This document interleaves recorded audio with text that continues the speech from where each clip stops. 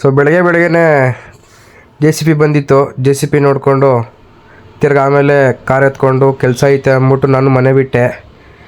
So ಕೆಲಸ ಐತೆ ಅಂದ್ಬಿಟ್ಟು ಕಾರ್ ಎತ್ಕೊಂಡು ಹೋಗಿ ಡೀಸೆಲ್ ಹಾಕ್ಸ್ಕೊಂಡು ತಿರ್ಗಿ ನಮ್ಮ ಫ್ರೆಂಡ್ಸ್ನೆಲ್ಲ ಮಾತಾಡ್ಕೊಂಡು ಬಂದೆ, ಮನೆಗೆ ಬಂದೆ. ಈ ಜನ್ಮದಲ್ಲಿ ನೀನು ಉದ್ದಾರ ಆಗಲ್ಲ ಕಣ, ಗೊತ್ತು ಬಿಡಿ. ನಮ್ಮ ಅಮ್ಮಗೆ ಗೊತ್ತಿಲ್ಲ ವಿಡಿಯೋ ಮಾಡ್ತಿರೋದು. ತಿರ್ಗಿ ಆಮೇಲೆ ಹೇಳ್ತಾವ್ರೆ ಪಾಪ ನಮ್ಮಮ್ಮ. ತಿರ್ಗಿ ನಮ್ಮ ತಂಗಿ ಇವತ್ತು ಪೂಜೆ ಮಾಡಬೇಕು ಅಂದ್ಬಿಟ್ಟು ದೇವ್ರ ಫೋಟೋಗಳನ್ನೆಲ್ಲ ಕ್ಲೀನ್ ಮಾಡ್ತಾಯಿದ್ಲು. ತಿರ್ಗಿ ಮತ್ತೆ ನಾನು ಕೀ ಎತ್ಕೊಂಡು ಕೆಲಸ ಐತೆ ಅಂದ್ಬಿಟ್ಟು ಹೊರಟೆ ಮನೆಯಿಂದ. ಆಚೆ ಕಡೆ ನೋಡ್ತೀನಿ ನಮ್ದು ಇನ್ನೊಂದು ಕಾರು ಬಂದಿತ್ತು. ಬಂದು ಸೈಲೆಂಟಿಗೆ ಯಾರೋ ನಿಲ್ಲಿಸಿದ್ರು. ತಿರ್ಗಿ ಆಮೇಲೆ ನೋಡಿದ್ರೆ ಕೀ ಇರಲಿಲ್ಲ. ತಿರ್ಗಿ ಗಾಡಿ ಧೂಳು ಹಿಡ್ದಿತ್ತು. ತಿರ್ಗಿ ಇದ್ರನ್ನ ತೊಳಿಬೇಕಿತ್ತು, ಸ್ವಲ್ಪ ಇದು ಸರ್ವೀಸ್ಗೆ ಹೋಗ್ಬೇಕಿತ್ತು.